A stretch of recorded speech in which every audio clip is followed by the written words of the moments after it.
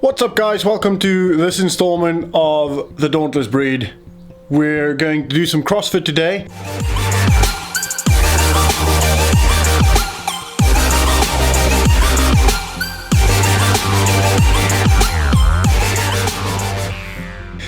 The workout is very simple, fairly simple. It is, right, so don't worry about those numbers yet. Don't worry about those numbers yet. I'm just gonna focus on this bit first. So it's gonna be 20, 16, 12, 8, 4. Deadlifts at 70, 92, 115, 138, 161. Those are 30, 40, 50, 60, 70% of my 1RM and handstand push-ups. Then we're gonna have 5 minutes rest, and then we're gonna go straight into a 3-minute AMRAP. Now AMRAP stands for as many reps as possible, all rounds, of 10 deadlifts at 50% of my 1RM, which is 115, and max burpees over the bar. 90 seconds rest, and then we're going to repeat that bit. So another 3-minute AMRAP, 10 deadlifts, 50%, and max burpees over the bar. So the idea with this is to really blow out the back and the arms and the upper back with the first bit, and just to do a longer, 10-12 minute workout that warms you up really well for the second 2 AMRAPs. You get a bit of a rest, then you're straight into the AMRAPs. The idea with the AMRAPs is a sprint. So deadlifts as quick as you can, and then getting as much burpees in as you possibly can. I'm aiming for about 75, and the deadlift should only take me about 20-25 seconds maybe. I'm not going to go absolutely crazy on the deadlifts, but I'm going to go as fast as I can without blowing up my lower back and without my heart rate spiking. That's the plan. I will show you as much as I can, and then we'll discuss how it went and what the idea is. I'm going to have my belt ready.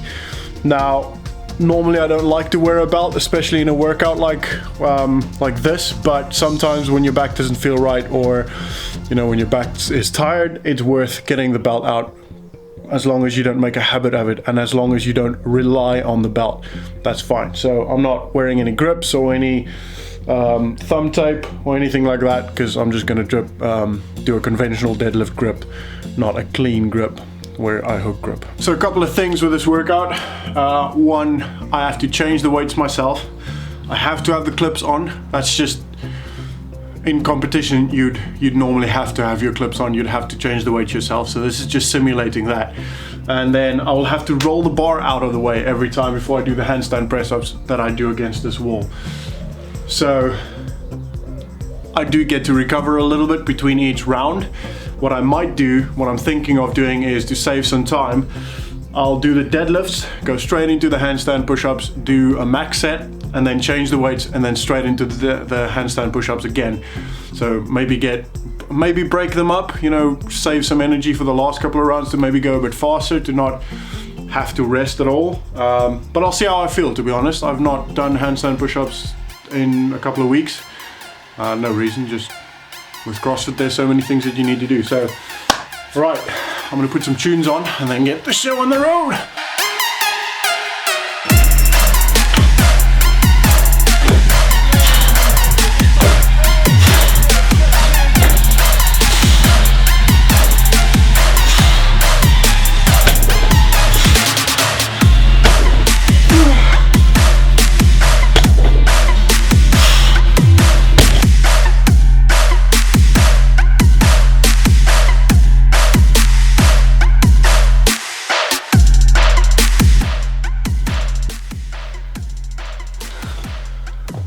Well, that sucked.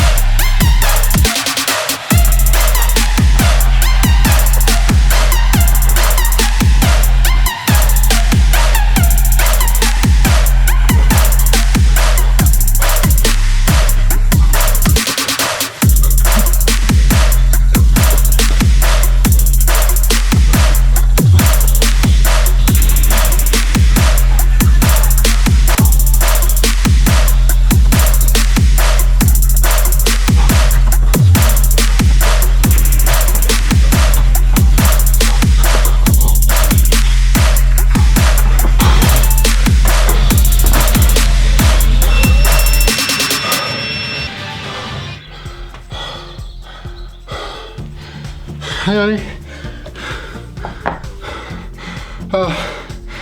Got all brown flakes, I think is best. Thanks, honey. Goodbye.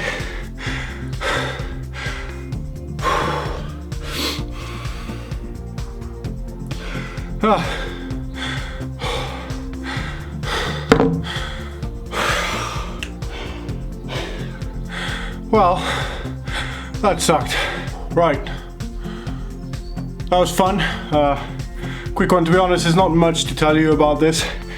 A couple of pointers, I would definitely say pick a weight. If you can't do full reps at your 70%, then lower the whole range, maybe make it 65%, 55, 45, 35, 25 instead of 30, you know what I mean.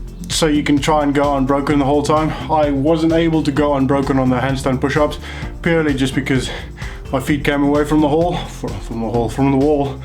which then is a no rep. So as soon as that happens, I just stop, reset, and then go straight back in. I did most of them unbroken. It was just a round of 16 and the round of 12. My feet came away. I think of the first one, round about rep 10. Yeah, I think I did 11 and then my feet came away on the 16, and on the 12, I think round 8 or rep number 8, my feet came away. So that's not ideal. You don't want that. You want to try and go unbroken on everything. On handstand push-ups, one little tip is, so if you look at me like that, my hands on the floor, I want to create that square between my head and my hand. You know, you can see what I mean? And then push through with your head. So push your head through between your arms. That tends to keep your feet against the wall. But the trick is to find a middle point between pushing your head through and speed. So you don't push your head through all the way, just to that point where it keeps your feet against the wall, and then, you know, not any further. The further, the more comfortable it is. So the easier it is to keep your feet against the wall, but then the slower you are. So it's riding that line, and sometimes you just miss the line a little bit, or you cross the line and you just don't push your head through quite far enough like I did. That happens. On the deadlifts, have your belt ready, but try and do everything without the belt. It's just muscular endurance, and I mean, you will still build a muscular endurance with your belt. It's just you want to learn to rely on your core rather than rely on the belt, especially during workouts where you've got multiple movements. So you don't want to, for example, go do a muscle up with a belt on that blocks you from fully reaching extension on the bar. That obviously also depends on the belt you have. I've got a very minimalist sort of thin belt, so it doesn't really do that for me. I can do muscle ups with my belt, but if you've got the thick Rogue leather ones, that might be a bit more difficult. Also, you don't want that extra weight doing anything, pull-ups wise or muscle ups or anything really. And on toes to bar, for example, you don't want anything blocking your core from being able to flex. So get used to doing workouts with relatively heavy deadlifts and back squats and cleans, etc., without using a belt. Don't injure yourself. I sometimes do any workout, and a lot of times it happens where I do a workout and I feel, you know what, I'm just tired, my core is just tired, I might have done a lot of GHDs or toes to bar the day before or whatever, and then I just put the belt on. Sometimes it's worth putting the belt on and taking it off if you're doing multiple different movements. So if you're going from a deadlift to toes to bar, for example, sometimes I take it off. It takes a little bit more time to put it back on every time, but then also that maybe allows you to go unbroken on the deadlifts because you're slightly more recovered. These are all things you should be thinking about when you're approaching a workout, especially in a competitive environment. You know, that's one of the things I really love about CrossFit is the tactics sort of thought process that goes into every workout. It's not just, all right, cool, we're gonna lift this 50 times and do that 70 times and then we're done, and then you just go. It's not just that. It can be in some workouts, that is what you need to do. So like the deadlift and burpee workout from this, that is exactly what it is. There's nothing to it. You just lift the bar up 10 times and then drop, jump over the bar, drop, jump over the bar. That's it. There's no thought process. It's only 3 minutes. You should be able to hold on for 3 minutes. And this is also why one of these workouts where you go from something long, slightly more technical like the handstand push-ups and heavier like the deadlifts, into something where it's a sprint. So you make that switch from how am I approaching this, from tactical mindset to straight into, you know, a sprint where there's no thought process. So yeah, that was fun. I really enjoy that. If you do this workout, tag us down below in the comments, or not tag us. Yeah, well, our Instagram will be down below, but comment below what you get on this workout. It's a lot of fun. If you want to follow the programming I follow, contact myself on Instagram down below. And if you want to follow Johan's strength programs, then contact him on Instagram. He's got some really cool stuff strength-wise. He's got loads and loads on me when it comes to strength training. So contact him when you want to do that, when you're more into CrossFit and you need some help with gymnastics, etc., or some aerobic capacity. Contact us. You know where to find us. It's just down in the description.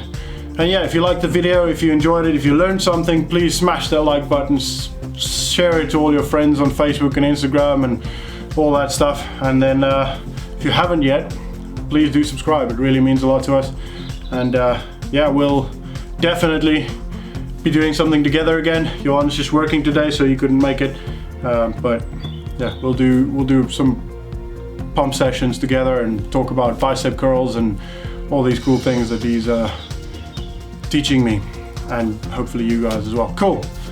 See ya. Everything changes.